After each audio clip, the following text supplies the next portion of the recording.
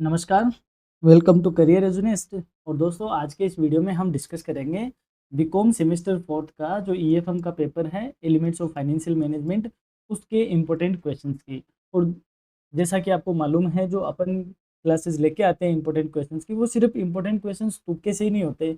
वो हम previous year के जो क्वेश्चन पेपर है उनका एक तरीके से डीपली एनालिसिस करके आपके लिए कुछ क्वेश्चन हमने यहाँ पे क्रिएट किए हैं। तो यहाँ से आपको बहुत सारे क्वेश्चन एग्जाम में देखने को मिलेंगे।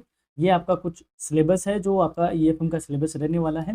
अब मैं यहाँ पे थोड़ा सा टाइम लूँगा, इसको समझिए कि वो स्टूडेंट जो एन मोमेंट पे तैयारी कर रहे हैं, वो स्टूडेंट जिन्होंने प्रॉपर ढंग से ना तो कोचिंग करी है, ना क्लास ली है, या ना इसकी कोई तैयारी करी है, तो उनको मैं ये कहना चाहूँगा कि अब आपको इस एन मोमेंट पे पूरे सिलेबस से 2 यूनिट, इन चारों यूनिट में से कोई भी 2 यूनिट जो आपको आसान लगती हो, उसको आप न्यूमेरिकली प्लस थ्योरेटिकली दोनों ही वे में आपको तैयार करना है। क्योंकि जो आपका पार्ट सी है उसमें 4 क्वेश्चन आएंगे, हर यूनिट से एक एक, और आपको कोई 2 क्वेश्चन करने हैं। तो जो 2 यूनिट आप तैयार करोगे आप उसी में से अटेम्प्ट कर लोगे, तो 40 मार्क्स आपको सी पार्ट दे देगा। वहीं 2 यूनिट में से बी पार्ट में 2 क्वेश्चन आएंगे, तो 20 मार्क्स आपको यहाँ मिल जाएंगे। तो सिर्फ 2 यूनिट को अच्छे से तैयार करने पर आपको कितने मार्क्स मिल जाएंगे?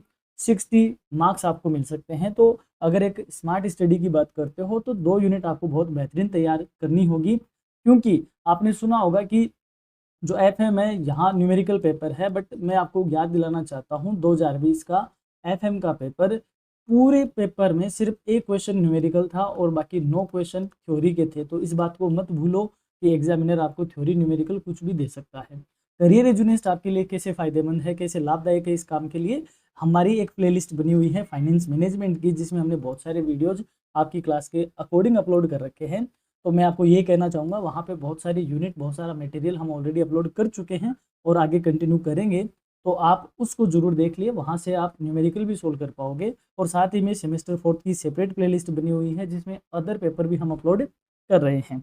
क्योंकि नहीं पढ़ने के बहाने 100 है, बट पढ़ने की वजह सिर्फ एक है कि पढ़ना है।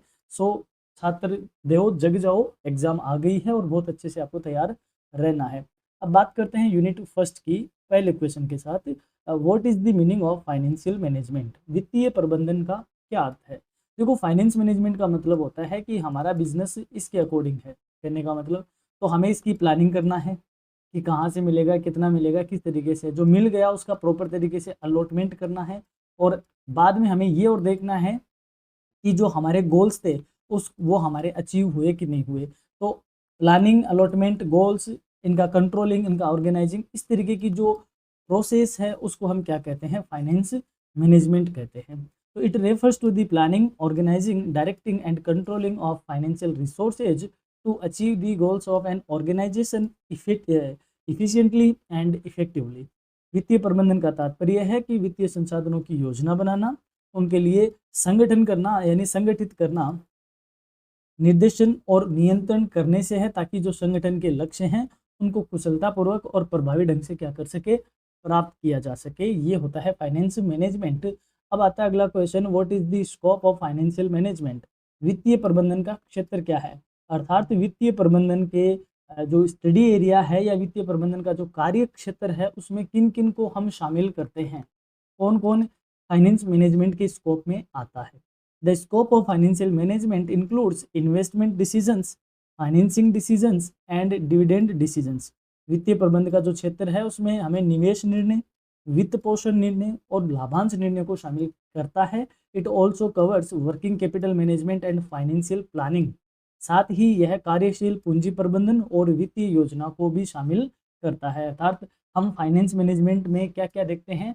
हम ये देखते हैं कि हमें जो इन्वेस्टमेंट करना है वो किस तरीके से करना है, कहाँ करना है। इसके लिए हम क्या करते हैं?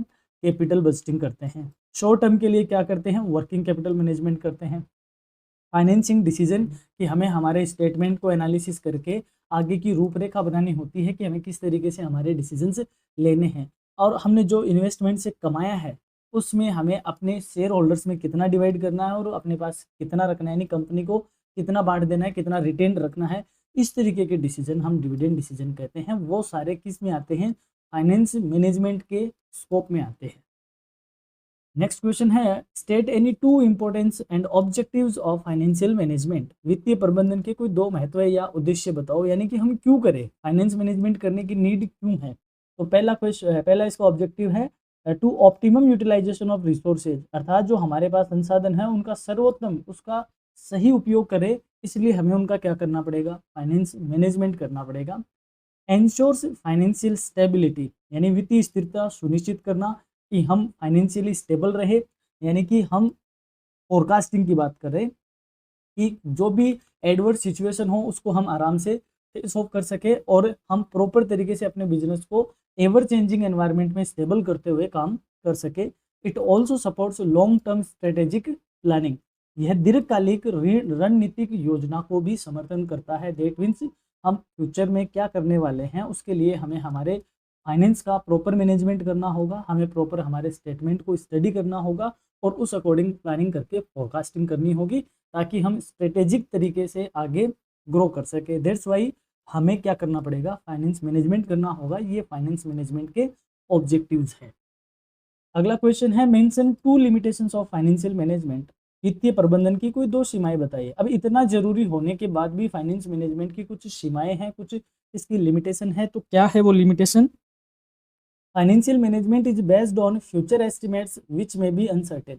वित्तीय प्रबंधन भविष्य की अनिश्चित अनुमानों पर आधारित है, क्योंकि हम बात करते हैं देखो फोरकास्टिंग कैसे की जाती है, हम पास्ट के हमारे पास डेटा होते हैं उनका हम एनालिसिस करते हैं, प्रेजेंट की हमारे पास इंफॉर्मेशन होती है उनको हम देखते हैं, और फ्यूचर के हमारे पास प्रेडिक्शंस होते हैं कि ऐसा ऐसा होगा। इन सब को यानी पास्ट के डेटा को प्रेजेंट की इंफॉर्मेशन को मिलाकर हम फ्यूचर के लिए क्या करते हैं, फोरकास्टिंग करते हैं। अब हमसे कितनी ही अच्छी फोरकास्टिंग करो बट फ्यूचर तो क्या है, अनसर्टेन है, वहाँ तो कुछ भी हो सकता है। तो एक फाइनेंशियल मैनेजमेंट की लिमिटेशन है कि ये किस पे बेस्ड है, फ्यूचर एस्टिमेट्स पे बेस्ड है, और फ्यूचर क्या है, खुद अनसर्टेन है। Second, it also required skilled professionals which may increase cost. That's why it is a costly process या costly function, क्योंकि इसके लिए कुशल पेशेवरों की आवश्यकता होती है जिससे हमारी लागत बढ़ जाती है। तो फाइनेंस मैनेजमेंट एक लग्जरी थिंग है जो कि बड़े बिजनेसमैन को शूट करता है या बड़े बड़े इंटरप्राइजेज को शूट करता है। छोटे व्यवसायों के लिए यह नहीं बना हुआ, छोटे व्यवसायों के लिए एक लग्जरी चीज़ है। तो ये भी इसकी क्या है, लिमिटेशंस है। इसके अलावा आप ये भी लिख सकते हो, ये किस पे बेस्ड है, पास्ट रिकॉर्ड पे बेस्ड है, क्योंकि हम भाई पास्ट का रिकॉर्ड करके उन स्टेटमेंट का एनालिसिस करके ही आगे का काम करते हैं। तो हम ये भी कह सकते हैं कि ये पास्ट पे बेस्ड है। अब अगला क्वेश्चन है, डिफाइन फाइनेंशियल स्टेटमेंट। वित्तीय विवरण क्या है, इसकी परिभाषा दो। यानी कि जो हम एंट्री करते हैं और जो हम डॉक्यूमेंट्स बनाते हैं, जो स्टेटमेंट तैयार करते हैं, उन स्टेटमेंट वो स्टेटमेंट क्या कहे जाते हैं या उनको कैसे डिफाइन करना है, वो हम यहाँ देखते हैं। Financial statements are formal record of the financial activities of an organisation showing its financial position and performance. वित्तीय विवरण किसी भी संगठन की वित्तीय गतिविधियों के औपचारिक अभिलेख होते हैं जो उसकी वित्तीय स्थिति को दर्शाते हैं और उनका किस तरीके का उसका प्रदर्शन है, वह प्रॉफिट कमा रहा है या वह लॉस की तरफ जा रहा है या उसका ट्रेंड क्या है, उसको रिप्रेजेंट करता है कौन, फाइनेंशियल स्टेटमेंट्स। अर्थात हम जब भी बात करते हैं कंपनी, तो हम कहते हैं कंपनी की बैलेंस शीट बताओ, यानी कंपनी की क्या सिचुएशन है, हम कहेंगे उसका P&L बताओ उसकी क्या सिचुएशन है। हमें केस की इन्फॉर्मेशन चाहिए तो हम केस फ्लो, फंड फ्लो देखते हैं, हम उसके रेशियो एनालिसिस निकालते हैं। तो ये सारी क्या है, हम उसका क्या देखना चाहते हैं भाई, उसकी एक्टिविटीज़ किस तरीके की है, उस एक्टिविटीज़ के अकॉर्डिंग उसकी परफॉर्मेंस कैसी है, उसकी पोजीशन क्या है, ये सब जानने के लिए क्या देखते हैं, उसके फाइनेंशियल स्टेटमेंट। सो हम ये कह सकते हैं कि फाइनेंशियल स्टेटमेंट क्या है, एक कंपनी या एक एंटरप्राइजेज के एक फॉर्मल रिकॉर्ड है जो उसकी पोजीशन को और उसकी परफॉर्मेंस को शो अप करते हैं। Next question, name to techniques of financial analysis. अब वित्तीय विश्लेषण की कोई दो तकनीकों के नाम बताइए। The common techniques of financial analysis are ratio analysis, comparative financial statements, break even analysis, fund flow analysis, case flow analysis. ये सारी क्या है, फाइनेंशियल एनालिसिस करने के मेथड है, टेक्निक है, जिनको हम अनुपात विश्लेषण, तुलनात्मक वित्तीय विवरण, सम विच्छेद एनालिसिस, ये सब के नाम से जानते हैं। यानी कि कहने का मतलब जिन जिन टेक्निक्स के थ्रू हम फाइनेंशियल एनालिसिस करते हैं उन टेक्निक्स के हमसे नाम पूछे हैं, जिसमें सबसे ज़्यादा रेशियो एनालिसिस हुआ, ब्रेक इवन एनालिसिस हुआ, comparative common size financial statement हुए, और fund flow, cash flow, change in working capital, ये सब देखना क्या है, उसकी वो मेथड्स है जिससे हम एनालिसिस करते हैं। अगला क्वेश्चन है, what is meant by inventory management? स्कंद प्रबंधन से आप क्या समझते हैं? इन्वेंट्री को हिंदी में कहते हैं दोस्तों स्कंद प्रबंधन। क्या समझते हैं? देखो, हमारा जो स्टॉक है, अब एक जो ट्रेडर है या बिजनेसमैन है, वह अपने पास स्टॉक रखता है और उस स्टॉक के अकॉर्डिंग वह सेल करता है, प्रोडक्शन करता है, एटसेट्रा। अब कब उसको नए स्टॉक के लिए ऑर्डर देना है, उसका रीऑर्डर लेवल क्या हो, उसको एक बार ऑर्डर देगा तो कितनी क्वांटिटी उसको मंगवानी है, उसका मैक्सिमम स्टोरेज कितना हो सकता है, मिनिमम स्टोर उसका कितना हो सकता है, ये सब उसको जानना बहुत ज़रूरी है ताकि वह अपने स्टॉक का क्या कर सके, प्रॉपर उसको मेंटेन कर सके, प्रॉपर उसको स्टोर कर सके। तो इन सब को जानने के लिए वह जो मेथड यूज में लेता है या इन सब को जानने के लिए जो प्रोसेस होती है, जो फंक्शन होता है, उसको हम किस नाम से जानते हैं?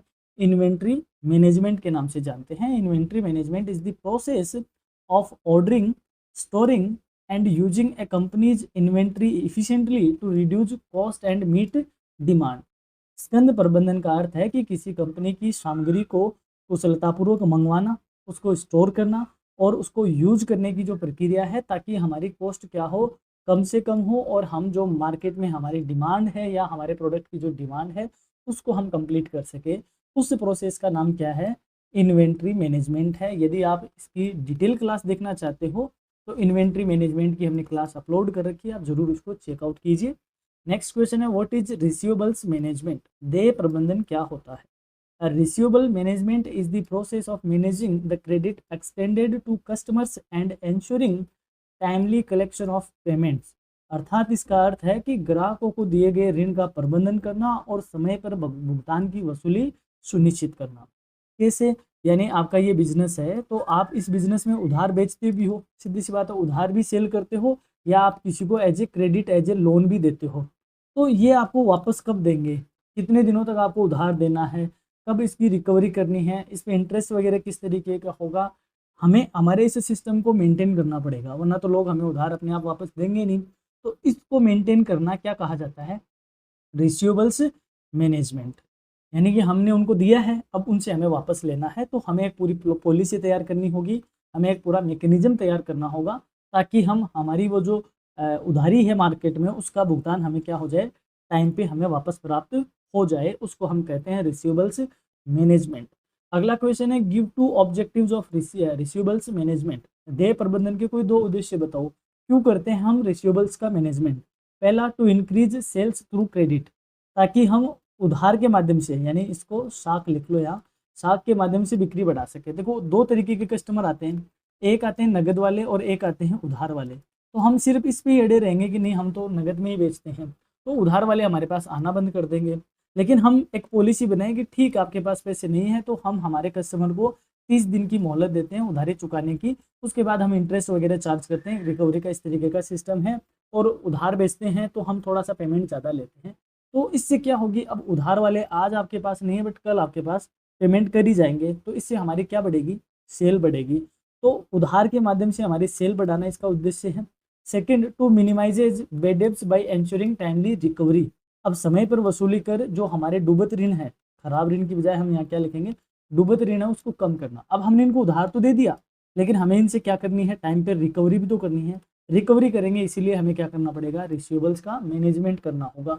तो इसके दो उद्देश्य है कि सेल्स बढ़ाना और हमारे बेड डेब्ट्स को कम करना। अगला क्वेश्चन है, calculate the economic order quantity from the following information. निम्नलिखित जानकारी के आधार पर आर्थिक आदेश मात्रा की गणना कीजिए। स्टार मार्क लगा लो। ये ऐसा क्वेश्चन है जो हर बार, चाहे वो कंपटीशन की एग्जाम हो, चाहे कॉलेज की एग्जाम हो, यूनिवर्सिटी की एग्जाम हो, इस क्वेश्चन के बिना फाइनेंशियल मैनेजमेंट का पेपर पूरा होता ही नहीं है। ये क्वेश्चन आपको शॉर्ट आंसर में नहीं तो लॉन्ग आंसर में या मीडियम जो आंसर है उनमें देखने को जरूर मिलेगा। ईओक्यू क्या होता है पहले आप इसको जानो। यानी आपको पूरी साल भर में फॉर एग्जांपल 10,000 यूनिट्स की नीड है, जैसे इस क्वेश्चन की बात करें, यानी आपको पूरी साल भर में कितनी यूनिट्स की नीड है, 10,000 यूनिट्स की है। और एक बार आप ऑर्डर करते हो तो ऑर्डरिंग कॉस्ट कितनी लगती है, 200 रुपये पर ऑर्डर लगती है।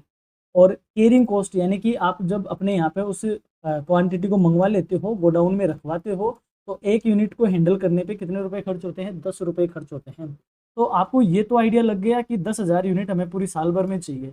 लेकिन अब है कि हम जब ऑर्डर करेंगे तो क्या 10,000 यूनिट का एक साथ ऑर्डर कर देंगे, या एक ऑर्डर में हम कितनी क्वांटिटी को मंगवाएं, ताकि हमारी केयरिंग कॉस्ट भी कम से कम हो, हमारी ऑर्डरिंग कॉस्ट भी कम से कम हो, और हमारा काम भी प्रॉपर हो सके। तो इस चीज को हम किस नाम से जानते हैं, economic order quantity.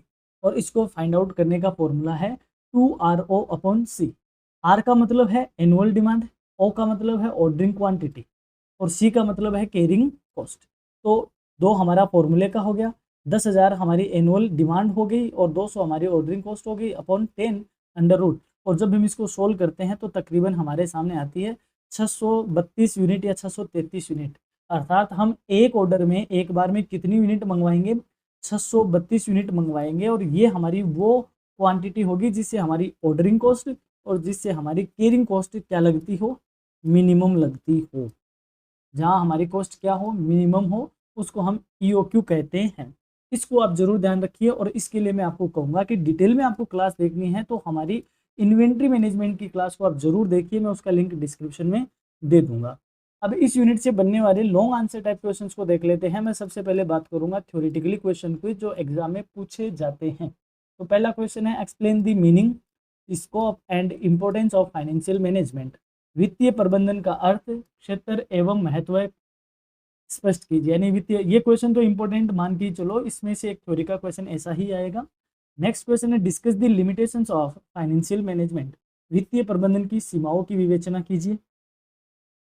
What do you mean by financial statements, वित्तीय विवरणों से आप क्या समझते हो। Explain the main financial statements, प्रमुख वित्तीय विवरणों का वर्णन कीजिए। अच्छा क्वेश्चन है एग्जाम में। यहाँ पे मोस्टली मैंने वही क्वेश्चन रखे हैं दोस्तों जो प्रीवियस ईयर क्वेश्चन पेपर में तकरीबन 2018 2019 से लेकर 2024 तक, 24 में एग्जाम नहीं हुई थी, 23 तक के जो क्वेश्चन पेपर्स हैं उन सब का मिलाकर मैंने यहाँ पे ये क्वेश्चन का एक पुलिंदा बनाया है जो आपके लिए इंपॉर्टेंट क्वेश्चंस का काम करेंगे। आप जो भी पढ़ रहे हो अच्छे से पढ़ो, मेरा ये कहना है इन क्वेश्चंस को और भी अच्छे से ध्यान रखना। अगला क्वेश्चन है, describe the various techniques of financial analysis with suitable examples. वित्तीय विश्लेषण की विभिन्न तकनीकों का उपयुक्त उदाहरण के साथ वर्णन कीजिए। अगला क्वेश्चन है, right short note on the following. Economic order quantity यानी आर्थिक आदेश मात्रा, रीऑर्डर लेवल अर्थात पुनः आदेश स्तर, मिनिमम स्टॉक लेवल, न्यूनतम स्कंद स्तर, एंड लीड टाइम प्रतीक्षा अवधि। इसको स्टार मार्क कर लो। जरूरी नहीं कि इन्वेंट्री मैनेजमेंट से न्यूमेरिकल क्वेश्चन भी हो, इस तरीके के क्वेश्चन भी पूछे जाने के ट्रेंड बहुत अच्छे से हैं। ये सबको 5-5 मार्क्स के पूछे जाकर 20 नंबर का क्वेश्चन बनता है, और यहाँ से न्यूमेरिकल क्वेश्चन भी आपको तैयार करना पड़ेगा। नेक्स्ट क्वेश्चन है, right short note on the following. Comparative statement क्या होते हैं, कॉमन साइज स्टेटमेंट क्या है। यदि आप इनको जानने हैं तो मेरा रिकमेंडेशन है कि आप हमारी क्लास को जरूर देखिए। एक क्वेश्चन और बनता है, what do you understand by receivables management, explain their objectives and importance in business. आप देय प्रबंधन से क्या समझते हो, उनके उद्देश्य में व्यवसाय का महत्व स्पष्ट कीजिए। ये सारे ही वो क्वेश्चन है जो शेखावाटी यूनिवर्सिटी ने ही पीछे अपनी एग्जामों में पूछा है। अब यहाँ से आपको एक इन्वेंट्री मैनेजमेंट का न्यूमेरिकल क्वेश्चन तैयार करना है, ये कंपलसरी है। अब ये देख लो क्वेश्चन कैसे आते हैं। ये एक क्वेश्चन आया हुआ है, शायद 2021 का पेपर का क्वेश्चन है। क्या क्वेश्चन है इसको देखो। From the following figures prepare a common size balance sheet. यानी इस आंकड़ों का यूज करते हुए आपको एक बैलेंस शीट बनानी है। आपको 2021 की एक बैलेंस शीट दी हुई है जिसमें आपको लाइबिलिटी साइड दी हुई है और असेट्स की साइड दी हुई है। ये आपको कुछ डेटा दिए हुए हैं और आपको कहा है कि आपको क्या बनानी है, एक बैलेंस शीट बनानी है। इससे आसान क्वेश्चन उस दिन उस पेपर में दूसरा नहीं था। इस क्वेश्चन में कुछ भी करना नहीं है। इस क्वेश्चन में सिर्फ और सिर्फ 100% को लेकर 100% को, यानी कि ये 100% है। ये 10 लाख क्या है, 100%। 3 लाख 10 लाख का कितना परसेंट हुआ, 30%। 1 लाख कितना हुआ, 10%। 2 लाख कितना हुआ, 20%। 2 लाख कितना हुआ, 20%। इस तरीके के करके हमें इसको क्या करना है, शॉर्ट आउट करना है। तो बहुत आसान सा पेपर था, बहुत आसान सा क्वेश्चन था। इस तरीके का भी आता है। और एक क्वेश्चन ये आया हुआ है इन्वेंट्री मैनेजमेंट से। क्या क्वेश्चन है, आपको कुछ टीवी की डिटेल दी हुई है किसी कंपनी की, एक्स लिमिटेड की। ऑर्डरिंग कॉस्ट दी हुई है, इन्वेंट्री केयरिंग कॉस्ट दी हुई है, कॉस्ट प्रोडक्टिव दी हुई है, minimum use, maximum use, normal use और लीड टाइम सब कुछ दिया हुआ है। आपसे क्या पूछा है, economic order quantity find out करो। यदि सप्लायर रेडी है सप्लाई करने के लिए quarterly consumption unit of discount 5 रुपये, तो क्या हमारे लिए एक्सेप्ट करने लायक है क्या। रीऑर्डर लेवल बताओ, मैक्सिमम लेवल ऑफ ऑर्डर बताओ, ऑर्डर नहीं आएगा, मैक्सिमम लेवल ऑफ स्टॉक आएगा और मिनिमम लेवल ऑफ स्टॉक आएगा। ये आपसे पूछा है, ये मोस्ट इंपॉर्टेंट है। ये मैं सारे क्वेश्चन नहीं बता रहा, इसी तरीके के 3 क्वेश्चन मुझे मिले प्रीवियस ईयर के क्वेश्चन पेपर में। तो इस तरीके का क्वेश्चन आएगा, मीन्स आएगा। यदि न्यूमेरिकल आता है इन्वेंट्री मैनेजमेंट में से तो इस तरीके का आएगा, थ्योरी आता है तो आपसे डायरेक्ट पूछा जाएगा। और यदि आप देखना चाहते हो पूरे पेपरों की क्वेश्चन यानी यूनिट फर्स्ट की, हमने पूरी यूनिट फर्स्ट अपलोड कर रखी है, जिसमें आप financial analysis, financial management, financial statement और इन्वेंट्री मैनेजमेंट इन सबको देख सकते हो। लिंक आपको डिस्क्रिप्शन में मिल जाएगा, ऊपर आई बटन में मिल जाएगा, साथ ही में एंड स्क्रीन पे मैं आपको इसका लिंक दे दूंगा। तो ये आपकी है फर्स्ट यूनिट के क्वेश्चन। और उसके अलावा जो दूसरी चीज़ है वो ये है कि सिर्फ मेजर पेपर ही नहीं, आपके माइनर, वीएसी, एईसी, एसईसी हर तरीके के पेपर की इंपॉर्टेंट क्वेश्चन सीरीज तो हमने अपलोड ही कर रखी है, साथ ही में उनकी डिटेल क्लास भी हमने अपलोड कर रखी है। तो यदि आपके पास भी इनमें से कोई क्वेश्चन है, कोई पेपर है, तो आप ज़रूर करियर एजुनेस्ट पर विजिट कीजिए, वहाँ पर आपको इनकी डिटेल क्लासेज मिल जाएगी। चलिए अब हम बात करते हैं यूनिट सेकंड की, यानी एफएम की यूनिट सेकंड से बनने वाले इंपॉर्टेंट क्वेश्चंस की। यूनिट सेकंड में हम पहले क्वेश्चन की बात करते हैं, व्हाट इज रेशियो एनालिसिस, अर्थात अनुपात विश्लेषण क्या है। देखो, जब हम फाइनेंशियल मैनेजमेंट को पढ़ते हैं दोस्तों, तो जो उसमें सबसे इम्पोर्टेंट एक टेक्निक होती है उसको हम बोलते हैं रेशियो एनालिसिस। और ये जो रेशियो एनालिसिस है, अभी आप जब सेमेस्टर 5th में होंगे, 6th में होंगे, यानी कि 3rd ईयर में जब आप आओगे, तब भी आपको ये रेशियो एनालिसिस है, ये आपका पीछा नहीं छोड़ेगा, ये चैप्टर आपके साथ रहेगा और एक बहुत अच्छा चैप्टर है। तो क्या है रेशियो एनालिसिस? रेशियो का मतलब समझते हैं कि दो चीज़ है, जैसे मान लो फॉर एग्जांपल यहाँ पे करंट असेट्स है और ये करंट लायबिलिटीज है। इन दोनों के बारे में या इन दोनों के बीच क्या करना है, एक रिलेशन स्टेब्लिश करना और उस रिलेशन को किस से रिप्रेजेंट करना, रेशियो से रिप्रेजेंट करना, रेशियो एनालिसिस कहा जाता है। दैट मीन्स दो चीज़ों के बीच में या दो सेगमेंट के बीच में रिलेशनशिप को स्टेब्लिश करना या उस रिलेशनशिप को एक्सप्रेस करना एज ए रेशियो, उसको हम कहते हैं रेशियो एनालिसिस।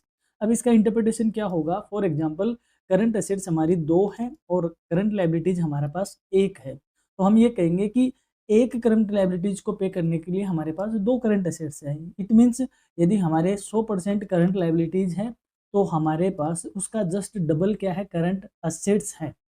इसको हम इस तरीके से कहेंगे। तो रेशियो एनालिसिस क्या है? It is a technique of financial analysis used to access the performance and financial health of a business by comparing various financial ratios. अनुपात विश्लेषण एक वित्तीय विश्लेषण की तकनीक है जिसका उपयोग किसी व्यवसाय के प्रदर्शन और वित्तीय स्थिति का आंकलन करने के लिए विभिन्न वित्तीय अनुपातों की तुलना द्वारा किया जाता है। अब आगे बढ़ते हैं नेक्स्ट क्वेश्चन की ओर। अगला क्वेश्चन है, अब देखो इसमें हम बात कर लेते हैं कि जो ये रेशियोज होते हैं उनका क्लासिफिकेशन क्या है। देखो दोस्तों, रेशियो से मोस्टली चांसेज है कि आपके पास न्यूमेरिकल क्वेश्चन ही आए, बट प्रीवियस ईयर के जो क्वेश्चन पेपर है वो ये कहते हैं कि यहाँ से थ्योरी का क्वेश्चन भी बाकायदा पूछा गया है। थ्योरी का क्वेश्चन कैसे पूछा जाता है, right note on the following, तो आपको इनमें से नाम लिख दिया जाता है, इन पे नोट लिखो। तो इस तरीके का क्वेश्चन भी पूछने का ट्रेंड है। तो एक तो होता है स्ट्रक्चरल क्लासिफिकेशन यानी संरचनात्मक वर्गीकरण, एक होता है फंक्शनल यानी कार्यात्मक वर्गीकरण। इसमें हम कहते हैं बैलेंस शीट रेशियो होते हैं, profit and loss account ratio होते हैं और इंटर स्टेटमेंट रेशियो होते हैं। और फंक्शनल में लिक्विडिटी या शॉर्ट टर्म के सोल्वेंसी रेशियो बोलते हैं एक्टिविटी या इफिशिएंसी रेशियो कहा जाता है, प्रॉफिटेबिलिटी रेशियो कहते हैं, लिवरेज और कैपिटल स्ट्रक्चर रेशियो कहते हैं, इन्वेस्टमेंट एनालिसिस और मार्केट वैल्यू रेशियो भी कहा जाता है। तो ये क्लासिफिकेशन है रेशियो के। अब अगला क्वेश्चन बात करते हैं, व्हाट इज करंट रेशियो यानी चालू अनुपात क्या है। तो जो हमारी चालू संपत्तियां हैं यानी करंट असेट्स है और जो करंट लायबिलिटीज है, इन दोनों के बीच में जो रेशियो है, इन दोनों के बीच में जो रिलेशन है, उसको हम किस नाम से जानते हैं, करंट असेट्स या करंट रेशियो के नाम से जानते हैं। Current ratio is the ratio of current assets to current liabilities. वर्तमान यानी कि वर्तमान नहीं, चालू, चालू अनुपात है, चालू परिसंपत्ति और चालू दायित्वों के बीच का अनुपात होता है। It measures a company's ability to pay short term obligations. यह कंपनी की अल्पकालीन देनदारियों को चुकाने की क्षमता को मापता है। जैसे मैं कहूँ कि ये आ गया 1.5 अनुपात 1 यानी 1.5 इज़ 1। तो एक रुपए की करंट लायबिलिटीज़ को पे करने के लिए हमारे पास ₹1.5 की करंट असेट्स अवेलेबल है। यानी कि करंट लायबिलिटीज़ यदि हमारे पास 100% है, तो असेट्स हमारे पास 150% है। दैट मीन्स हम एक अच्छी कंडीशन में हैं।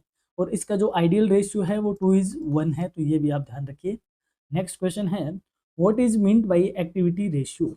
क्रियाशीलता अनुपात से आप क्या समझते हो? Activity ratios indicates how efficiently a company utilises its assets to generate revenue.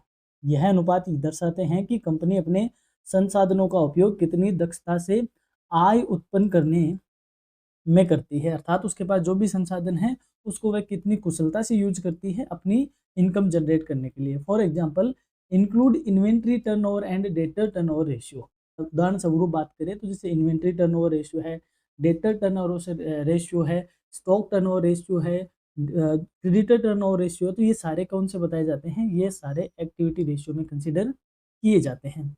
अगला क्वेश्चन है, explain the meaning of leverage ratio. उत्तोलन अनुपात का अर्थ स्पष्ट कीजिए। ये एकदम इंपॉर्टेंट क्वेश्चन है, आपसे पूछा जा सकता है what do you mean bye leverage? Leverage होता है कि एक कंपनी द्वारा अपनी जो चार्ट शीट है उसमें fix cost and variable cost दोनों को यूज में करना, यानी कि फिक्स कॉस्ट को यूज में लेना क्या कहा जाता है? लिवरेज कहा जाता है। Leverage ratio show the proportion of डेब्ट इन दी कंपनीज कैपिटल स्ट्रक्चर, यानी उत्तोलन अनुपात कंपनी की पूंजी संरचना में ऋण की मात्रा को दर्शाते हैं। They indicate the financial risk involve in the business. ये व्यवसाय में निहित वित्तीय जोखिम को इंगित करते हैं, यानी कि उसके कॉस्ट स्ट्रक्चर में कौन सी कॉस्ट का आना, फिक्स कॉस्ट का आना लिवरेज कहा जाता है। इसके बाद उसमें ऑपरेटिंग लिवरेज, फाइनेंशियल लिवरेज, ये सब होता है। नेक्स्ट क्वेश्चन है, what is fund flow analysis? कोष प्रवाह विवरण क्या होता है? Fund flow analysis shows the movement of funds in A business during a period. कोष प्रवाह विवरण एक अवधि में व्यापार में कोषों का यानी निधियों का आवाजाही को दर्शाता है, यानी कि कितना फंड कोष आया और कहाँ गया, यानी कि उसका सोर्स क्या है, उसका यूज कहाँ हुआ है। It explains changes in working capital and sources and uses of funds. यह कार्यशील पूंजी में परिवर्तनों तथा निधियों के स्रोत व उपयोग को स्पष्ट करते हैं, यानी कि हमारी जो वर्किंग कैपिटल में चेंजमेंट होता है उसको हम किससे फाइंड आउट करते हैं? फंड फ्लो एनालिसिस से फाइंड आउट करते हैं। अगला क्वेश्चन है, what is meant by working capital? कार्यशील पूंजी से आप क्या समझते हो? It is the difference between company's current assets and current liabilities on its balance sheet. कार्यशील पूंजी किसी भी कंपनी की बैलेंस शीट पर उसकी वर्तमान यानी वर्तमान नहीं होती, ये चालू है। चालू परिसंपत्तियों और चालू दायित्वों के बीच का अंतर है, यानी हमारे current assets minus current liabilities का जो डिफरेंस है उसको हम किस नाम से जानते हैं? Working capital. It reflects the liquid resources available to run a business daily operations. यह किसी व्यवसाय के दैनिक कार्यों को चलाने के लिए उपलब्ध तरल संसाधनों को दर्शाती है, और साथ ही में it is an indicator of companies short term financial position. और साथ ही ये कंपनी की अल्पकालीन वित्तीय स्थिति का क्या है? सूचक भी है कि एक कंपनी अल्पकाल में किस तरीके से अपनी फाइनेंशियल पोजीशन को मेंटेन करती है। अगला क्वेश्चन है, व्हाट इज डिविडेंड पॉलिसी? लाभांश नीति क्या होती है? देखो, एक कंपनी की जो इनकम होती है उस इनकम में सारे खर्चे वर्चे, कॉस्ट वोस्ट माइनस करके, टैक्स माइनस करके, इंटरेस्ट माइनस करने के बाद जो कुछ उसके पास बचता है उसमें उसको एक डिसीजन लेना होता है कि कितना तो मैं अपने जो शेयर होल्डर है उसमें डिस्ट्रीब्यूट कर दूं और कितना मैं अपने पास रिटेन कर लूं। यानी जो भी यहाँ पे अमाउंट बची वो सारी अमाउंट डिस्ट्रीब्यूट नहीं करे या कुछ कितनी अमाउंट अपने पास रखे। इस डिस्ट्रीब्यूशन के रिगार्डिंग जो पॉलिसी बनाता है उसको कंपनी किस नाम से जानते हैं? डिविडेंड पॉलिसी के नाम से जानते हैं। यानी कि कितना पैसा हमें as a dividend, as a लाभांश, लाभ का अंश, एज ए लाभांश अपने शेयर होल्डर में बांट देना है, उसकी रिगार्डिंग जो पॉलिसी होती है वो डिविडेंड पॉलिसी होती है। Dividend policy refers to the strategy a company uses to decide how much profit will be distributed to shareholders and how much retained। यह वह रणनीति होती है जिसके अंतर्गत कंपनी यह तय करती है कि लाभ का कितना शेयर धारकों को वितरित किया जाएगा और कितना अपने पास रखा जाएगा। उसके लिए जो पॉलिसी होती है वो डिविडेंड पॉलिसी है। Name two sources of long term and short term finance. दीर्घकाल और अल्पकालीन वित्त के दो दो स्रोतों के नाम बताइए। तो कंपनी को जो लॉन्ग टर्म सोर्स का जो फाइनेंस है वो एक तो इक्विटी शेयर हो गया, एक डिवेंचर हो गया। शॉर्ट टर्म फाइनेंस की बात करें तो ट्रेड क्रेडिट हो गया और बैंक ओवरड्राफ्ट हो गया, यानी कि व्यापारिक ऋण हो गया, व्यापारिक साख होगी। साख का मतलब हम अपने सप्लायर से उधार में माल खरीद लिया और हमने 2 महीने की उधार ले ली, तो 2 महीने तक हमें पैसा नहीं देना पड़ा। दैट मीन्स हमें 2 महीने तक क्या मिल गई, एक क्रेडिट फैसिलिटी मिल गई। साथ ही एक बैंक ओवरड्राफ्ट होता है, वह भी शॉर्ट टर्म फाइनेंस का एक सोर्स कहा जाता है। अब इस यूनिट से बनने वाले लॉन्ग टाइप आंसर की क्वेश्चन की बात कर लेते हैं। पहला है explain the various types of ratios used in financial analysis. वित्तीय विश्लेषण में प्रयुक्त विभिन्न प्रकार के अनुपातों को समझाइए। Also discuss their significance in decision making. साथ ही निर्णय लेने के लिए उनके निर्णय लेने में उनके महत्व की विवेचना कीजिए। इंपॉर्टेंट क्वेश्चन है, मैं दोबारा कह रहा हूँ, mostly question previous year question को देखते हुए ही बनाए हुए हैं। अगला है what is meant by fund flow statement. कोष प्रवाह विवरण किसे कहते हैं। How is it prepared, explain in detail. और ये किस तरीके से तैयार किया जाता है, विस्तार से समझाइए। इंपॉर्टेंट है, पीछे पूछा हुआ क्वेश्चन है। डिफाइन डिविडेंड पॉलिसी, लाभांश नीति की परिभाषा दीजिए। Discuss the factors influencing dividend decisions of A company. Company के लाभांश निर्णयों को प्रभावित करने वाले कारकों की चर्चा कीजिए। What is meant by dividend policy. ये देखो डिविडेंड की मैंने यहाँ पे 2 क्वेश्चन रखे हैं, दोनों ही क्वेश्चन एग्जाम में पहले पूछे हुए हैं। Examine the various factor determine the sound dividend policy of a business enterprises. किसी व्यवसायिक उद्यम की सुदृढ़ लाभांश नीति को निर्धारित करने वाले विभिन्न कारकों का परीक्षण कीजिए। दोनों ही क्वेश्चन इंपॉर्टेंट है, दोनों ही स्टार रेटिंग वाले क्वेश्चन है। नेक्स्ट है describe the various sources of long term and short term finance available to a business organisation. किसी भी व्यवसायिक संगठन के लिए उपलब्ध दीर्घकालिक एवं वित्तीय अल्पकालिक वित्त के विभिन्न स्रोतों का वर्णन कीजिए। एग्जाम में पूछा हुआ क्वेश्चन है। और इस यूनिट से आपको एक तो रेशियो एनालिसिस से न्यूमेरिकल क्वेश्चन तैयार करना चाहिए और एक आपको फंड फ्लो स्टेटमेंट से न्यूमेरिकल क्वेश्चन तैयार करना चाहिए। मैं आपको कहूंगा कि आप रेशियो एनालिसिस से क्वेश्चन तैयार करें और रेशियो एनालिसिस से भी जो शुरुआत की करंट रेशियो है, एसिड लिक्विड रेशियो है, वो तैयार करो और टर्नओवर रेशियो तैयार करो। अगर आपने ये 2 भी तैयार किए हैं तो भी आपका काम चल सकता है, क्योंकि बीकॉम लेवल तक मोस्टली यही चांसेज है कि इन दोनों में से ही रेशियोज आपसे पूछे जाते हैं। बाकी आप फंड फ्लो का भी एक न्यूमेरिकल क्वेश्चन प्रिपेयर करो, यहाँ से किस तरीके के क्वेश्चन आए हैं वो आप पेपर में देख भी सकते हो। इसके लिए इंपॉर्टेंट सूचना है आपके लिए, ऑलमोस्ट जो पेपर है उनकी क्लासेज हमने अपलोड कर दी है। कुछ पेपर बचे हुए हैं, उसकी क्लासेज अपलोड हो जाएगी। और बाय द वे कोई पेपर बचा हुआ है और आप चाहते हो कि उसकी क्लास अपलोड करें तो हमें कमेंट करके जरूर बताएं। अब हम बात करते हैं यूनिट 3 से बनने वाले क्वेश्चंस की। पहला है व्हाट इज फाइनेंशियल प्लानिंग, वित्तीय योजना क्या है। Financial planning is the process of estimating the capital requirement and determining its optimum allocation to meet business goals. वित्तीय योजना पूंजी की आवश्यकता क्या होगी इसका अनुमान लगाना और व्यावसायिक लक्ष्यों की प्राप्ति हेतु सर्वोत्तम रूप से किस तरीके से उसका अलॉटमेंट किया जाए, उसकी क्या है एक प्रक्रिया है कि हमें फाइनेंस की नीड कितनी है, हमारा कैपिटल स्ट्रक्चर क्या होगा और उसका फिर अलॉटमेंट हम किस तरीके से करेंगे और हमारे गोल्स को हम किस तरीके से अचीव करेंगे, इसकी प्लान तैयार करना क्या कहा जाता है, फाइनेंशियल प्लानिंग। अगला क्वेश्चन है डिफाइन फाइनेंशियल फोरकास्टिंग, वित्तीय पूर्वानुमान की परिभाषा दीजिए। तो financial forecasting involves predicting future financial outcomes based on historical data, trends and expected conditions. वित्तीय पूर्वानुमान का अर्थ है पूर्ववर्ती यानी कि जो पुराने डेटा है, जो हमारे ट्रेंड है और जो हमारी संभावित परिस्थितियां हैं उनके आधार पर भविष्य की वित्तीय स्थितियों का क्या लगाना, अनुमान लगाना। अभी हमने कहा कि हमेशा जो अनुमान है वो पास्ट के डेटा प्लस प्रेजेंट की इंफॉर्मेशन और फ्यूचर के प्रिडिक्शंस को लेकर क्या करते हैं, उन सब का एक एनालिसिस करके हम किसके लिए अनुमान लगाते हैं, भविष्य के लिए अनुमान लगाते हैं, उसको कहते हैं वित्तीय पूर्वानुमान। अगला क्वेश्चन है what is break even analysis, यानी कि सम विच्छेद विश्लेषण क्या है, जिसको हम शॉर्ट में क्या बोलते हैं, बीईपी एनालिसिस भी कहते हैं, ब्रेक इवन पॉइंट एनालिसिस। देखो बीईपी क्या होता है, जहाँ पे ना तो हमें प्रॉफिट होता है और ना ही हमें लॉस होता है, अर्थात हमारी जो रेवेन्यू है वो हमारे किसके इक्वल होती है, कॉस्ट के इक्वल। जहाँ पे हम अगर 1000 रुपये कमा रहे हैं और हमारी कॉस्ट भी कितनी आ रही है, 1000 आ रही है, तो उसको हम क्या बोलते हैं, बीईपी। उसको हम बोलते हैं बीईपी। बीईपी का मतलब होता है कि जहाँ पे हमारा नो प्रॉफिट नो लॉस का पॉइंट होता है, ये हो गया हमारा बीईपी। इसके ऊपर हम हमेशा प्रॉफिट में रहेंगे और इसके नीचे हम हमेशा लॉस में रहेंगे। और जो ये प्रॉफिट वाला एरिया है इसको हम बोलेंगे मार्जिन ऑफ सेफ्टी। तो बात कर लेते हैं बीईपी की। Break even analysis determines the level of sales at which total revenue equals to total cost resulting in no profit and no loss.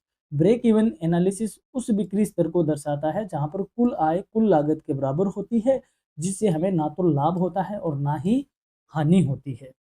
अभी यहाँ से कुछ क्वेश्चन आपको फॉर्मूला बेस भी पूछा जा सकता है, या आपको यहाँ पर कुछ क्वेश्चन में छोटी-छोटी डिटेल दे दे और आपसे पूछा जाए इसकी बीईपी में इन यूनिट्स बताओ, आपको डिजायर प्रॉफिट बताओ, आप इसमें ये बताओ, आप इसका मार्जिन ऑफ सेफ्टी बताओ, या आप इसका profit volume ratio find out करो। तो ये वाला जो चैप्टर है इसको अच्छे से प्रिपेयर करो एज ए न्यूमेरिकली और एज ए थ्योरेटिकली। यहाँ से पार्ट ए में छोटे क्वेश्चन एज ए न्यूमेरिकल पूछने के पूरे चांसेज और हो सकता है आपको एग्जाम में देखने को भी मिल जाए। यानी कि इस क्वेश्चन में क्या पूछा, ब्रेक इवन पॉइंट यूनिट्स में बताओ, तो उसका फॉर्मूला आपसे पूछा है fix cost upon selling price per unit upon variable cost per unit. तो यहाँ से यही क्वेश्चन आपको कुछ डिटेल देकर क्या पूछा जा सकता है, न्यूमेरिकल पूछा जा सकता है। और इस चैप्टर से बनने वाले कुछ इंपॉर्टेंट जो फॉर्मूलाज है वो आपकी स्क्रीन पे है, चाहो तो स्क्रीनशॉट ले सकते हो और इसका नोट्स भी आपको हमारी वेबसाइट पे मिल जाएगा। बहुत सारे बच्चों के कमेंट आते हैं कि सर नोट्स कहाँ मिलेगा, और मैं आपको बार बार फ्लैश भी कर रहा हूँ वेबसाइट के लिए। तो नोट्स के लिए आपको वेबसाइट पे जाना है और वेबसाइट की जो स्टडी मटेरियल टैब है, आप जब उस पे जाओगे तो आप फाइनेंशियल मैनेजमेंट के अलग से आपको एक फोल्डर दिखेगा, सेमेस्टर फोर्थ का अलग फोल्डर दिखेगा, सेमेस्टर सेकंड का अलग फोल्डर दिखेगा। उस फोल्डर पे आप क्लिक करके पीडीएफ डाउनलोड कर सकते हो। पीडीएफ शेयरेबल है, प्रिंटेबल है, रीडेबल है, हर तरीके से वह पीडीएफ आपको काम आ जाएगी। नेक्स्ट क्वेश्चन है, what do you mean by cash management? आप रोकड़ प्रबंधन से क्या समझते हो? Cash management refers to the process of collecting, managing and investing cash to ensure liquidity and operational efficiency. रोकड़ प्रबंधन वह प्रक्रिया है जिसमें हम रोकड़ को इकट्ठा करना, उसका मैनेज करना और उसका निवेश करना शामिल करते हैं, ताकि हमारी जो तरलता है और जो हमारा ऑपरेशन है, यानी जो का बिजनेस को चलाना है, वह एकदम कुशलतापूर्वक होता रहे। यानी केस का कलेक्ट करना, उसको प्रॉपर मैनेज करके और उसको ढंग से इन्वेस्टमेंट करना, ताकि हमारे बिजनेस में हमारी लिक्विडिटी भी मेंटेन रहे और हमारा बिजनेस सही ढंग से चलता भी रहे। इसको हम क्या बोलते हैं, कैश मैनेजमेंट कहते हैं। Name any two objective of cash management. अब रोकड़ प्रबंधन के दो उद्देश्य बताओ, क्यों किया जाता है रोकड़ प्रबंधन? By two ensure sufficient liquidity, यानी पर्याप्त तरलता बनी रहे, यानी पर्याप्त बिजनेस में कैश बना रहे। Minimising idle cash to improve profitability, और जो एक्स्ट्रा केस है वह कम हो ताकि हमारा प्रॉफिट ज़्यादा हो। यानी कहने का मतलब हमारे पास एक महीने में जैसे हमें कितने रुपए की नीड होती है बिजनेस में, 1 लाख की, लेकिन हमारे पास कितना पड़ा है, 1.5 लाख पड़ा है, और ये जो 50,000 है ये हमारा कभी काम नहीं आ रहा। तो इसका मतलब ना तो इससे कोई प्रोडक्शन हो रहा है, ना ये यूज आ रहा है। तो ये कैसा केस है, आइडियल केस है, यानी निष्क्रिय रोकड़ है। तो हम जब अगर केस का प्रॉपर मैनेज करेंगे तो इस 50,000 को हम कहीं ना कहीं क्या कर देंगे, इन्वेस्ट कर देंगे। तो बस इन चीज़ों को फाइंड आउट करना ही क्या कहा जाता है, कैश मैनेजमेंट कहा जाता है। नेक्स्ट क्वेश्चन है, व्हाट आर मार्केटेबल सिक्योरिटीज? विपणन योग्य प्रतिभूतियां क्या होती है? These are short term investments that can be quickly converted into cash with minimum risk and loss. विपणन योग्य प्रतिभूतियां अल्पकालीन निवेश होती है जिसमें न्यूनतम जोखिम और हानि के साथ उनको जल्दी ही किस में बदला जा सकता है, कैश में बदला जाता है, यानी जिसको जल्दी इनकेस करवा दिया जाता है। उन सिक्योरिटीज को हम शॉर्ट टर्म इन्वेस्टमेंट कहते हैं, उनको हम मार्केटेबल सिक्योरिटीज कहते हैं। इनमें रिस्क कम होती है, रिस्क कम होती है इसका मतलब इसमें प्रॉफिट भी क्या होता है, कम होता है। तो ये मार्केटेबल सिक्योरिटीज कही जाती है। अगला क्वेश्चन है, डिफाइन केस फ्लो स्टेटमेंट। रोकड़ प्रवाह विवरण की परिभाषा दीजिए। यानी केस कहाँ से आया, यानी केस का इनफ्लो क्या है, और केस कहाँ गया यानी उसका आउटफ्लो क्या है। इसको जानने के लिए जो स्टेटमेंट बनाते हैं उस स्टेटमेंट का क्या नाम है दोस्तों, केस फ्लो स्टेटमेंट है। Cash flow statement is a financial report that shows the inflow and outflow of cash in a business over a specific period of time. रोकड़ प्रवाह विवरण एक वित्तीय रिपोर्ट होती है जो निश्चित अवधि के दौरान व्यापार में कितना नगद आया और कितना नगद व्यापार से गया उसको बताने का काम करती है। वह स्टेटमेंट कौन सा कहा जाता है, कैश फ्लो स्टेटमेंट कहा जाता है। ये रही हमारी, देखो बार बार मैं इस तरीके का एक फ्लैश कर रहा हूँ हर वीडियो में, तो ये हमारी वेबसाइट है और इसका लिंक डिस्क्रिप्शन में सबसे टॉप में ही है। आप उस पर क्लिक करोगे तो स्टडी मटेरियल पे आप जाओगे तो वहाँ पर आपको हर तरीके की पीडीएफ अवेलेबल हो जाएगी। जो पीडीएफ अभी अपलोड नहीं हुई है उसके लिए आप थोड़ा सा वेट कर लीजिएगा। हम टाइमली हम उस पीडीएफ को भी वहाँ अपलोड कर देंगे, तो आप हमारी वेबसाइट पर टाइम टू टाइम विजिट करते रहिए। Differentiate between cash flow statement end fund flow statement. रोकड़ प्रवाह विवरण और कोष प्रवाह विवरण में क्या डिफरेंस है? देखो, जो फंड फ्लो स्टेटमेंट है वो किस में चेंज को बताता है? वर्किंग कैपिटल में। जबकि कैश फ्लो स्टेटमेंट किसको बताता है? कैश का बिजनेस में आना और बिजनेस से जाना। तो बेसिक डिफरेंस इसमें यही है। Cash flow statement focuses on actual cash transaction, while fund flow statement shows changes in working capital. रोकड़ प्रवाह विवरण केवल नगद लेन देन पर ध्यान देता है, जबकि कोष प्रवाह विवरण कार्यशील पूंजी में हुए हुए परिवर्तनों को शो करता है कि कार्यशील पूंजी में जो परिवर्तन हुआ है वो कैसे हुआ है, वो फंड का यूज क्या है, उन फंड्स का सोर्स क्या है। वहीं केस जो हमारे बैलेंस शीट में हमने कहा कि हमारे पास 2.5 लाख रुपए पड़े हैं, तो वह 2.5 लाख रुपए किस किस एक्टिविटीज से आए और किन किन एक्टिविटीज में गए और फाइनली हमारे पास 2.5 लाख बचा है, तो वो कैसे बचा है उसको रिप्रेजेंट करता है कैश फ्लो स्टेटमेंट। अब इस यूनिट से बनने वाले लॉन्ग आंसर टाइप क्वेश्चंस देख लेते हैं। Explain the concept and process of financial planning and forecasting. वित्तीय योजना एवं पूर्वानुमान की संकल्पना एवं प्रक्रिया को समझाइए। इसको अवधारणा भी कहते हैं। अवधारणा एवं प्रक्रिया को समझाइए। Why are the important for the business. यह व्यवसाय के लिए क्यों महत्वपूर्ण है, ये एक इंपॉर्टेंट क्वेश्चन है। इसके अलावा डिफाइन ब्रेक इवन एनालिसिस, सम विच्छेद विश्लेषण को परिभाषित कीजिए। How is break even point calculated, सम विच्छेद बिंदु की गणना कैसे की जाती है। डिस्कस इट्स मैनेजरियल एप्लीकेशन, और इसके प्रबंध के उपयोगों की चर्चा कीजिए। नेक्स्ट है, what do you mean by cash management, रोकड़ प्रबंधन से आप क्या समझते हैं। एक्सप्लेन द फंक्शन और स्कोप ऑफ कैश मैनेजमेंट, रोकड़ प्रबंधन के कार्य और दायरे की व्याख्या कीजिए। दायरे का मतलब यहाँ क्षेत्र है, ये गूगल ट्रांसलेशन है जो थोड़ा गड़बड़ कर देता है, इसको आप दिल पे ना ले, थोड़ा सा अपने अकॉर्डिंगली इसको सेटअप कर लीजिए। नेक्स्ट क्वेश्चन है, examine briefly the various sources of long term financing in Indian industries. भारतीय उद्योगों में दीर्घकालीन वित्त पोषण के विभिन्न स्रोतों का संक्षेप में परीक्षण कीजिए। तो आपको यहाँ पे इंडियन इंडस्ट्री देखने को नहीं मिलेगा, ये थोड़ा सा ऐसा लिखा गया है। Examine the briefly the various sources of long term financing, इतना ही क्वेश्चन आपका बनता है। Long term and short term दोनों भी पूछा जा सकता है। नेक्स्ट क्वेश्चन है, define a financial plan and explain the characteristics and importance of the secured financial plan. वित्तीय योजना को परिभाषित करो और सुरक्षित वित्तीय योजना की विशेषताओं और महत्व की व्याख्या करो। नेक्स्ट है, discuss the major sources and uses of cash in a cash flow statement. रोकड़ प्रवाह विवरण में रोकड़ के प्रमुख स्रोत और उनके उपयोगों की चर्चा कीजिए। How is it useful in financial analysis, यह वित्तीय विश्लेषण में किस प्रकार उपयोगी है। स्टार मार्क करो, ये एक इंपॉर्टेंट क्वेश्चन है। और मैं यहाँ पे आपको बताना चाहूँगा, 2020 में देखो कोविड था, लेकिन बीकॉम की एग्जाम पहले ही हो गई थी, लॉकडाउन बाद में लगा था। उस पेपर में एक क्वेश्चन पूछा गया था, और क्या पूछा गया था, जो कैश फ्लो स्टेटमेंट है इसका फॉर्मेट बनवाया हुआ था। पूरा 20 नंबर का क्वेश्चन था, और क्या बनवाया था, सिर्फ और सिर्फ कैश फ्लो स्टेटमेंट का फॉर्मेट बनवाया हुआ था। वह उस पेपर का मोस्ट इजीएस्ट, सबसे इजी जो क्वेश्चन था वो ये था, क्योंकि वो ये देखना चाहता है कि बच्चे के फॉर्मेट भी याद है क्या।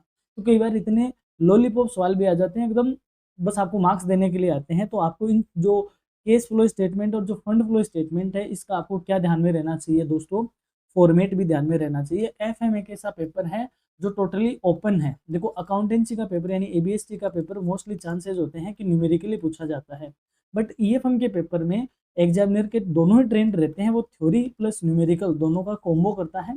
कई बार ज़्यादातर न्यूमेरिकल पूछ लेता है, कई बार ज़्यादातर थ्योरी पूछ लेता है, और मोस्ट ऑफ द टाइम दोनों का एक कॉम्बिनेशन बना के पूछता है, बट हमें दोनों तरीके से तैयार रहना है। नेक्स्ट है, how does break even analysis help in profit planning. लाभ नियोजन में सम विच्छेद विश्लेषण कैसे मदद करता है। Discuss and explain the terms. निम्नलिखित शब्दों पर चर्चा करो। कंट्रीब्यूशन यानी हिंदी में कहे तो अंशदान। प्रॉफिट वॉल्यूम रेशियो यानी कि लाभ मात्रा अनुपात।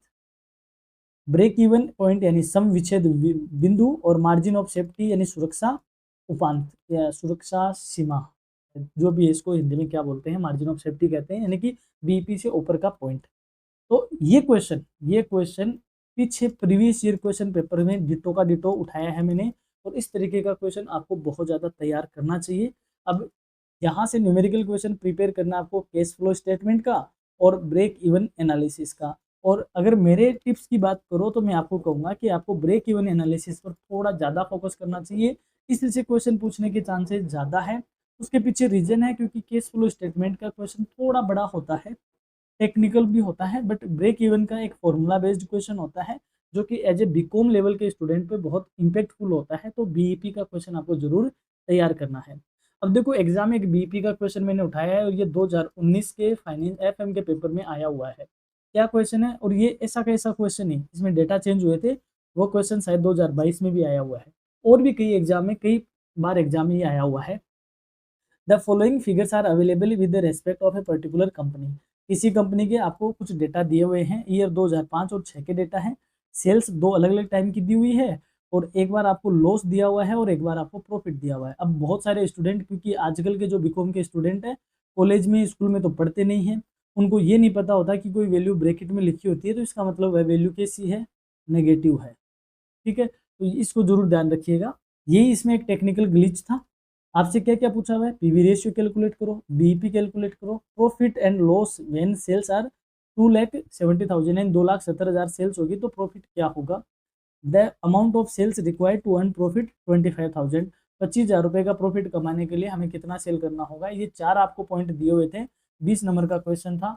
मैं आपको इसको इंपॉर्टेंट क्वेश्चन बता रहा हूँ, इस तरीके के क्वेश्चंस को आपको जरूर जरूर तैयार करना चाहिए एग्जाम में। एग्जाम ओरिएंटेड क्वेश्चन है। अब बात करते हैं लास्ट यूनिट की। लास्ट यूनिट में हम आ गए हैं अपनी चर्चा को लेके, लास्ट यूनिट से बनने वाले क्वेश्चंस को देख लेते हैं। लास्ट यूनिट पे एक तो आपके वर्किंग कैपिटल का चैप्टर है और एक आपका कैपिटल बजटिंग का चैप्टर है। दोनों ही इजी है, दोनों ही थ्योरी और न्यूमेरिकल दोनों तरीके से पूछा जाता है। पहला क्वेश्चन है, what is working capital management, यानी कार्यशील पूंजी प्रबंधन क्या है। वर्किंग कैपिटल क्या होती है, अभी हमने कहा current assets minus current liabilities. अब हमारे बिजनेस में हमें कितनी करंट असेट्स की जरूरत, सॉरी करंट वर्किंग कैपिटल की जरूरत है, कितने दिनों में हमें पैसा वापस हमारे पास रिटर्न हो जाएगा, उस बात का मैनेज करने के लिए हम किसको देखते हैं, वर्किंग कैपिटल मैनेजमेंट को देखते हैं। दूसरा तरीका, हम बिजनेस में डिसीजंस लेते हैं या बिजनेस में हम वर्क करते हैं, दो तरीके के, एक होते हैं शॉर्ट टर्म वाले और एक होते हैं लॉन्ग टर्म वाले। जो शॉर्ट टर्म वाले होते हैं वो सारे के सारे किस में हम डिफाइन करते हैं, वर्किंग कैपिटल मैनेजमेंट में, और जो लॉन्ग टर्म वाले होते हैं उनको हम किस में देखते हैं, कैपिटल बजटिंग में। तो ये आपके दोनों चैप्टर का एक कोर मैंने यहाँ पे डिस्कशन किया। अब आता है क्या होता है वर्किंग कैपिटल मैनेजमेंट।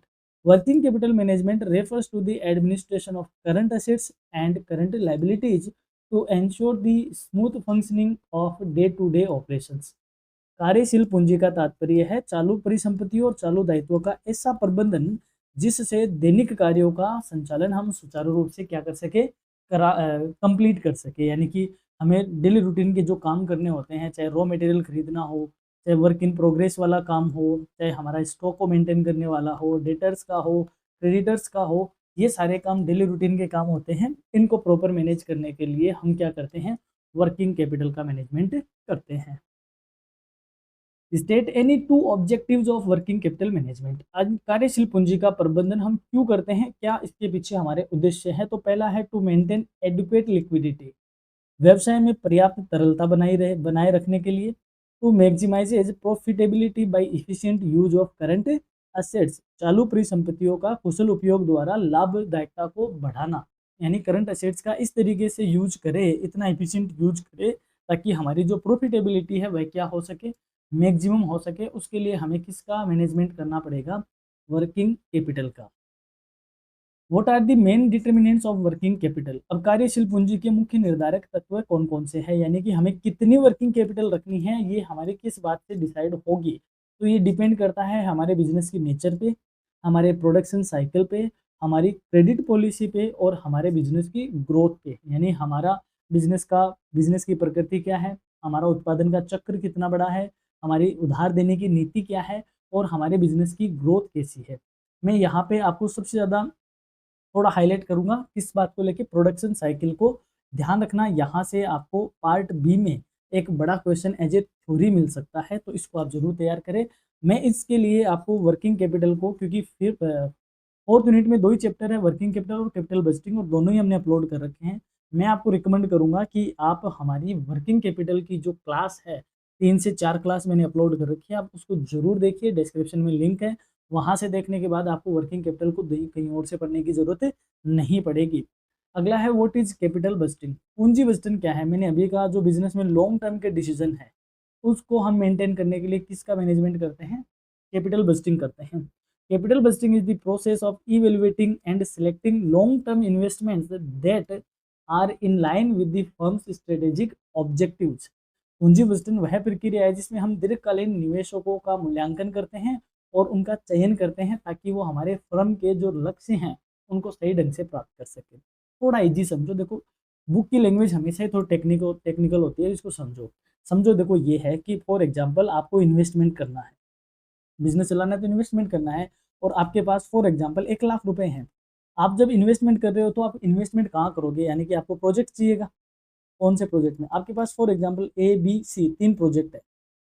इन तीनों प्रोजेक्ट में आप आंख बंद करके तो नहीं इन्वेस्ट करोगे, क्योंकि आपको इन्वेस्ट करना, और इन्वेस्टमेंट एक लॉन्ग टर्म डिसीजन है जो वापस रिवर्स नहीं हो सकता। एक बार आपने सेलेक्ट कर लिया दैट मीन्स या तो आपका पार होगा या फिर आर होगा, आर पार की लड़ाई होती है ये वाली। तो हम आंख बंद करके काम नहीं करते, उसके लिए प्रॉपर प्लानिंग होती है, प्रॉपर एनालिसिस होता है। तो आप सबसे पहले प्रोजेक्ट ए को एनालाइज करोगे, फिर बी को करोगे, फिर सी को करोगे। इन तीनों में से जो आपको सबसे ज़्यादा सुटेबल है उसको आप सेलेक्ट करके उसमें आप इन्वेस्टमेंट करोगे, बस। इनकी ये जो प्लानिंग, ये जो प्रोजेक्ट एनालिसिस है, इसी को ही हम क्या कहते हैं? कैपिटल बजटिंग कहते हैं। बहुत सिंपल चीज़ यही है। दूसरा एग्जाम्पल इसका ये ले सकते हैं कि आप अपने बिजनेस में नई बिल्डिंग बनाना चाह रहे हो, नया गोडाउन बनाना चाह रहे हो, नया प्लांट लगाना चाह रहे हो, मशीनरी लगाना चाह रहे हो, तो क्या आंख बंद करके थोड़ी कर लोगे? आप कई सारे ठेकेदारों से टेंडर लगोगे, कई सारे मशीनों का कैटलॉग मंगवाओगे, उनका कोटेशन मंगवाओगे, फिर किसी एक को आप ऑर्डर करोगे। यह भी क्या है? Capital budgeting. दूसरी चीज़, अब इसको ऐसे समझो, आपके घर में रोज़ किस बात की सब्जी बनेगी, उसके लिए कोई बहुत लंबी चौड़ी मीटिंग नहीं होती। आज जो सब्जी बन रही है हो सकता है 2-4 दिन बाद में रिपीट भी हो जाए, डेली रूटीन की बात है, कोई लंबी चौड़ी बात नहीं है। लेकिन वहीं आपके घर में अगर आपको रेफ्रिजरेटर लाना है, फ्रिज लाना है, तो इसके लिए आप थोड़ा सोच समझ कर विचार करोगे। आप उसके अनबॉक्सिंग वगैरह देखोगे, यूट्यूब पे रिव्यू देखोगे, इधर-उधर आप पड़ोसियों से अड़ोसियों से पूछोगे, क्योंकि आपको पता है जो फ्रिज है ये घर में लॉन्ग टर्म का डिसीजन है, लंबा चलेगा। इसलिए फ्रिज हमारे घर में कैपिटल बजटिंग का आइटम हो गया, और ये जो सब्जी वगैरह है ये हमारी वर्किंग कैपिटल का आइटम हो गई। ऐसा का ऐसा बिजनेस में भी होता है।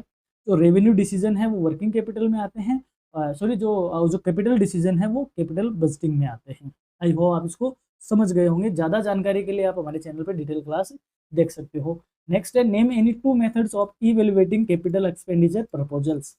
पूंजीगत व्यय प्रस्तावों के मूल्यांकन की 2 विधियाँ बताओ। यानी कि हम अभी कैपिटल जो बजटिंग है वो किन-किन मेथड से करते हैं, तो एक पे बैक पीरियड मेथड है और एक नेट प्रेजेंट वैल्यू मेथड है। इसके अलावा मैं यहाँ पे सारे मेथड बता देता हूँ, कौन-कौन से मेथड है। हम जो कैपिटल बजटिंग के जो मेथड है उनको 2 में डिवाइड करते हैं, ट्रेडिशनल यानी पारंपरिक मेथड और डिस्काउंटेड यानी मॉडर्न मेथड। ट्रेडिशनल में कौन-कौन से आते हैं? अर्जेंसी मेथड आता है, पे बैक पीरियड मेथड आता है, average rate of return method आता है। वहीं मॉडर्न मेथड में net present value method, NPV index method, internal rate of return method, ये सारे आते हैं। क्योंकि इसको हम क्या बोलते हैं? अनएडजस्टेड टाइम मेथड भी बोलते हैं, अनएडजस्टेड नहीं, एडजस्टेड टाइम एडजस्टेड मेथड भी बोलते हैं, क्योंकि ये अपने रुपए की प्रेजेंट वैल्यू को बताता है। तो एग्जाम में एक क्वेश्चन आपको किस बात का मिलेगा? What do you mean by present value of money? क्या होता है प्रेजेंट वैल्यू ऑफ मनी?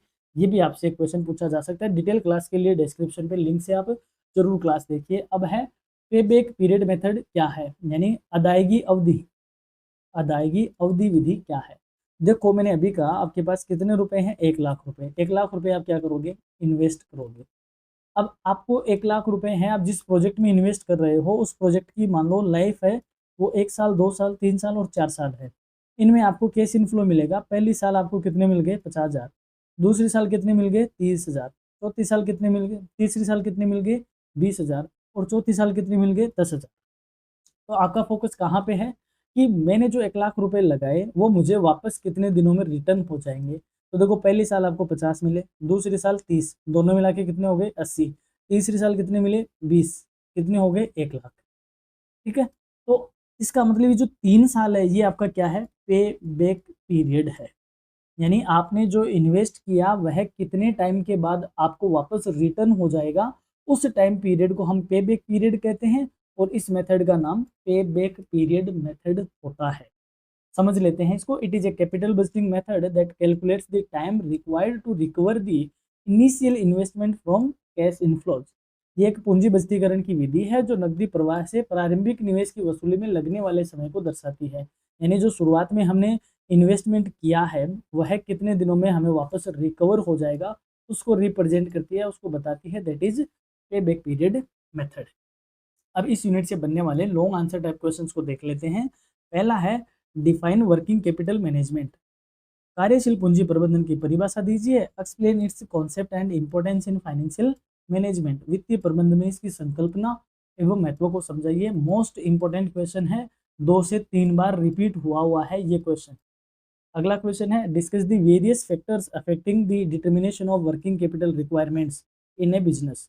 किसी व्यवसाय में कार्यशील पूंजी की आवश्यकता को प्रभावित करने वाले विभिन्न कारकों की चर्चा कीजिए। अच्छा क्वेश्चन है। What is operating cycle concept of working capital. कार्यशील पूंजी की परिचालन चक्र अवधारणा क्या है। How will they determine the amount of working capital under this method. इस पद्धति के अंतर्गत आप कार्यशील पूंजी की मात्रा का निर्धारण कैसे करोगे। Explain with example. ये इस चैप्टर का बनने वाला मोस्ट वांटेड क्वेश्चन है। ऐसा क्वेश्चन आपको न्यूमेरिकली और थ्योरेटिकली दोनों तरीके से पूछ लिया सामने वाले ने। उदाहरण भी आपसे पूछ लिया, दैट मीन्स वह उदाहरण आप दोगे तो न्यूमेरिकल एग्जाम्पल ही दोगे, और थ्योरी भी आपसे पूछ ली। इस तरीके के क्वेश्चन को आप स्पेशल तैयार करो। और मैं ये कह रहा हूँ आपको ऑपरेटिंग साइकिल का क्वेश्चन जरूर तैयार करना है, न्यूमेरिकली जरूर तैयार करना है। नेक्स्ट है explain the concept of capital budgeting. पूंजी बजटन की अवधारणा को स्पष्ट कीजिए। Why is it important in long term investment decisions. दीर्घकालीन निवेश निर्णयों में यह क्यों महत्वपूर्ण है। अगला क्वेश्चन है right notes on the following. ये देखो इस तरीके का क्वेश्चन पूछने का भी ट्रेंड रहा हुआ है, जिसमें आपको कैपिटल बजटिंग से न्यूमेरिकल क्वेश्चन नहीं देखकर थ्योरेटिकली पूछ लिया कि इन पे आप नोट्स लिखो। पे बैक पीरियड मेथड क्या है, नेट प्रेजेंट वैल्यू मेथड क्या है, average rate of return method क्या है, internal rate of return method क्या है। अब देखो यहाँ से आए हुए मैं न्यूमेरिकल क्वेश्चन दोनों के ले लेता हूँ। वर्किंग कैपिटल का भी मैंने लिया है और कैपिटल बजटिंग का भी लिया है। तो वर्किंग कैपिटल के क्वेश्चन देखो इस तरीके का आता है। ये शायद 2023 के पेपर में आया हुआ क्वेश्चन है। क्या है, आपको परचेज मटेरियल दिया हुआ है, टाइम दिया हुआ है और अमाउंट दी हुई है, वेजेज भी दिया हुआ है, अमाउंट दी हुई है, ओवरहेड में rent, directors manager salary, traveller commission, ये वो सेल्स वगैरह दी हुई है। और आपसे क्या पूछा गया है कि आप वर्किंग कैपिटल की रिक्वायरमेंट आप बताओ। ये ऑपरेटिंग साइकिल मेथड जैसा ही एक क्वेश्चन है, जिसमें आपको इन सबको फाइंड आउट करके, इन सबको कैलकुलेट करके आपको वर्किंग कैपिटल की रिक्वायरमेंट बतानी है।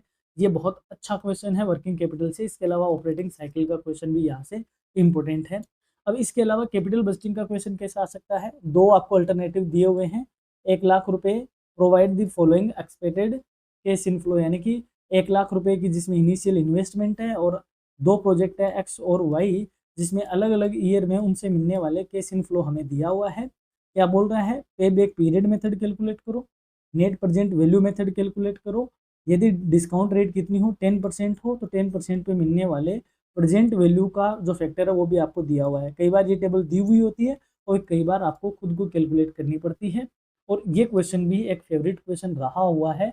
इस तरीके का क्वेश्चन पूछना, ये 2019 का या 2021 का क्वेश्चन है। तो मेरा कहने का मतलब यही है, वर्किंग कैपिटल, कैपिटल बजटिंग दोनों एक इजी चैप्टर है। इन दोनों को न्यूमेरिकली और थ्योरेटिकली दोनों तरीके से तैयार करना है। और आप इनको समझना चाहते हो तो अपने चैनल पे सारी क्लासेज इन दोनों की अवेलेबल है। वर्किंग कैपिटल को भी प्रॉपर समझिए, कैपिटल बजटिंग को भी समझिए, क्योंकि आप करियर एजुनिस्ट के साथ, और हमने इसकी पहले से आपके लिए प्लेलिस्ट तैयार कर रखी है। लिंक मैं इन दोनों का डिस्क्रिप्शन में दे रहा हूँ।